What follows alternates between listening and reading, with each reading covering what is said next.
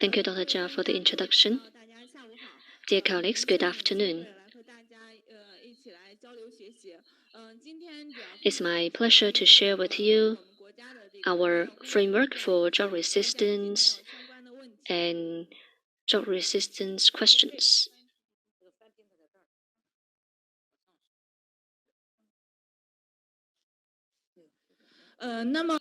抗病毒治疗呢，仍然是降低 ART constitutes one of the most effective measures to reduce mortality and morbidity.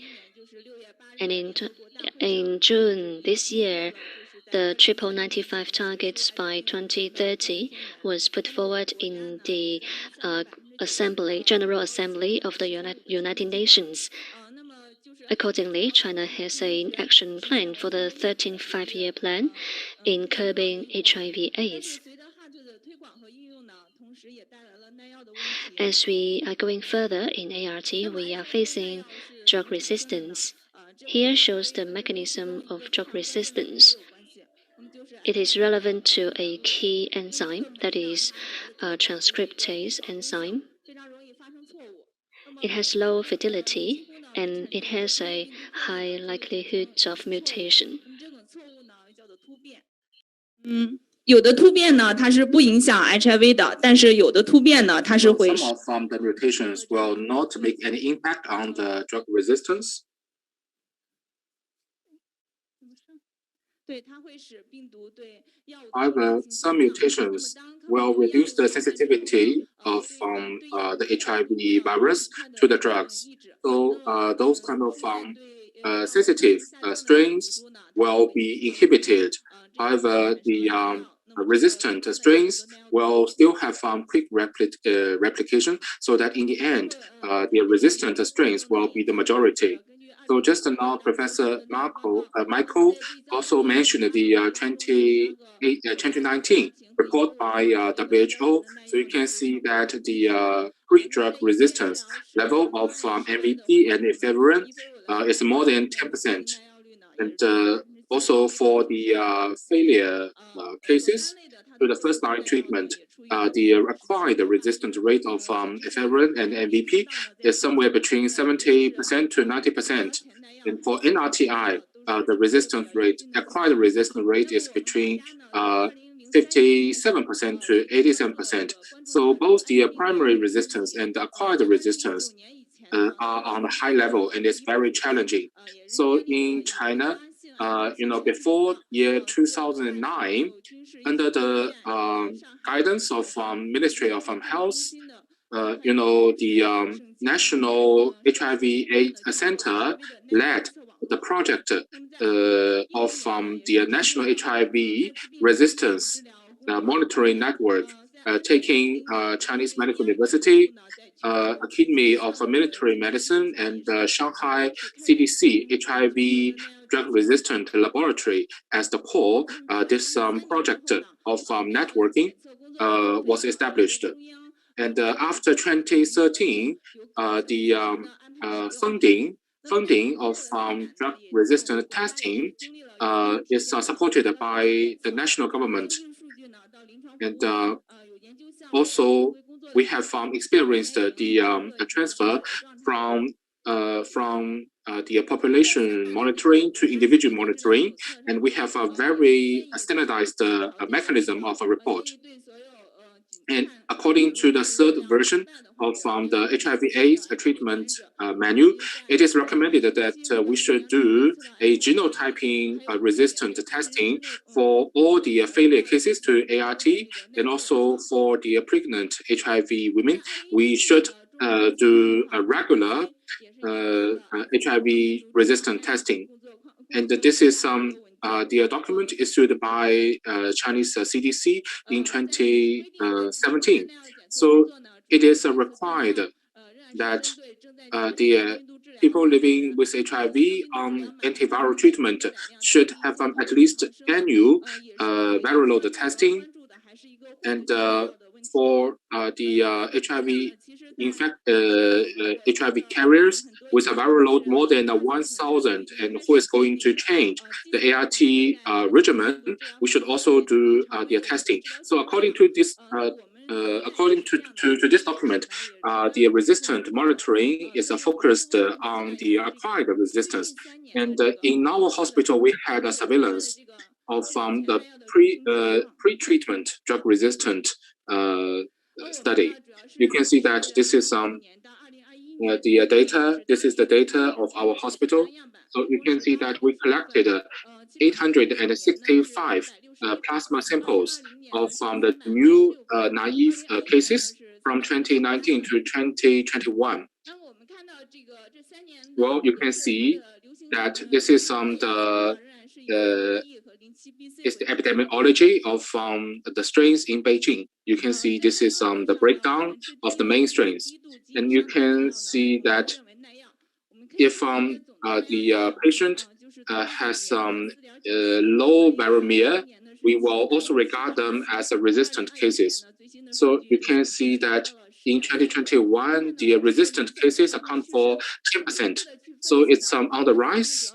So you can see that most of the cases actually have the resistance to NNRTIs. So for the NNRTIs, it's on the rise. And for NRTI, for PI and integrase inhibitor, they are maintained at a low level. So our opinion is that for the primary cases, for the naive cases, we should run the testing. If you are going to prescribe NNRTIs, you should do a drug-resistant test first. And for the integrase inhibitor, we know that this is a high-performance ART drug, so we also pay attention to the drug resistance to the integrase inhibitors. They are all naive cases. We can see in this study, we found the 12 cases of a potential resistance to integrase inhibitor. And in all those kind of cases, only first generation. In most of the cases, the drug resistant is only for the first generation of integrase inhibitor. Just one case is resistant to the second generation. So in our hospital, as a routine, we will also run drug-resistant testing for the naive cases, including the resistance to integrase inhibitor. Now I'd like to talk about the application of NGS for the resistance. So why we are going to use the NGS? You can see that in the patient body, actually there is a dynamic change between the sensitive strains and the resistant strains. Without any drug pressure, the wild type sensitive strains are the dominant strains. However, with some stress from ART, those resistant strains will be selected to be the dominant strains. And if the patient stops the treatment, the resistant strains will become the non-dominant strains. And when you have the ART again, you will see more drug-resistant strains again. So that's why there is a dynamic change. So that explains why the patient receive another treatment. You will see that the resistance will be gone, and then the resistance will appear again, because the drug-resistant strains actually are always in the dynamic changes. And in order to combat this situation, we can use the second generation or NGS sequencing for the drug-resistant testing. And in 2018, we deployed the first VELA NGS testing platform in China. And the reagent kit was also approved by the Chinese regulator. So if we compare the second generation sequence to the Sanger, which is a first generation, the second generation is very advantageous. So you can see that according to this study, if you do the NGS among the 57 cases, you can see 34 mutation points. So this is the list of the mutation points. And you can see this is the comparison between the different assays. So for NGS, you can find out more mutant points. And how about the frequency of a mutation? So in the figure 2, you can see that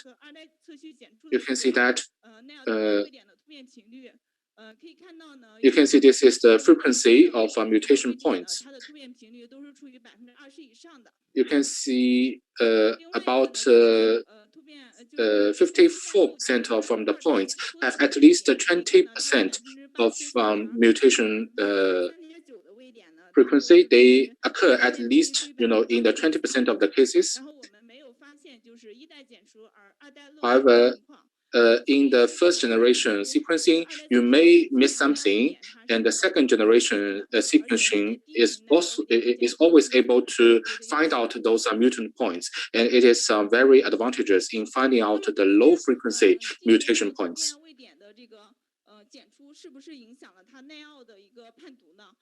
So, the missing of MRVs impacted the interpretation of a resistance.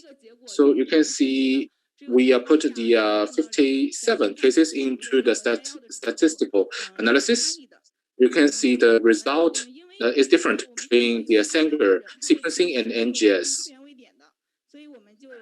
For some cases, we didn't find out the low frequency mutation. So we simply include those patients with a low frequency mutation. And you can see that the two assays will have a difference in the low frequency mutation.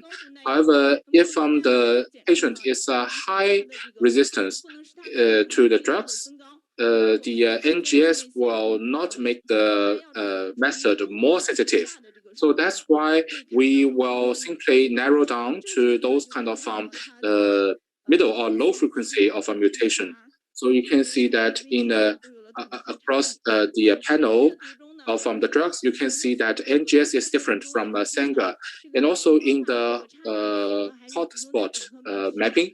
So you can see that the difference is in the integrase inhibitor and the NNRTIs. So you can see that NGS is very helpful in identifying the low frequency mutation. This is advantage. However, if is it able to impact our clinical practice, we should do more study to interpret the data. This study also use the frozen plasma sample, so we can't do a further study, to evaluate the NGS-based drug changing, because it's a kind of a frozen sample. I also like to show you a family case. You can see that the mom of the kid was negative at gestational week 12. However, upon the postpartum, the patient was diagnosed as positivity, and the husband was also positive. And 1 month after the postpartum, the kid was diagnosed as HIV positive. And in month 3, the kid was carried to the hospital for treating the pneumonia. Both the parents were not the kids and the father was not treated. The mom received the TDF-based treatment. However, due to the drug reaction, due to the side effects, the patient stopped the treatment. So we did the testing with first generation and the second generation method. You can see that this is the evolution tree and also the genotyping. So you can see that the gene gap is less than 0.01, and also the conclusion. The conclusion was that the virus was transmitted from the father to the mom and then transmitted to the kid. And the father carries an primary resistant strain, and it is a very typical case to show the transmission chain of resistant strain, and also due to the poor compliance of the mom had more mutation to make the resistance even worse. And also you can see that one low frequency mutation was missed out by the first generation sequencing. And then we changed the treatment regimen based on the NGS testing. And in the end, all the family members were suppressed by the ART treatments. So let's go through the gaps in the sequencing. Just now I showed examples where second generation sequencing is helpful, and it should be built upon the first generation sequencing. Clinically, we still need more studies to validate its role in our practice. And the next part is the gaps in the drug resistance surveillance. The first one is low-level viremia. It's been defined by WHO, and that means viral load has not been suppressed, but it is lower than the lower threshold of detection. So the conventional methods of detection was not useful, and this would be a significant challenge for HIV control. Therefore, we look at the 8,000 individual cohorts. At the end, we recruited 8,000 cases and find 5.3% of them developed LLV, and 4% of them had intermittent low-level viremia, and 1.3% had a persistent low-level viremia. For the persistent or intermittent LLV, we followed the patient and found that 34.3% of the persistent LLV developed failure. When the viral load became higher, the risk of virological failure was also higher. That means low-level viremia occurs with a certain percentage, and we need to look into this area and find a proper regimen for this population. And this constitutes a challenge to drug resistance survey, and we are working on this area in the research. That is my presentation. It's about the scenario in China. I covered 3 topics. Thank you.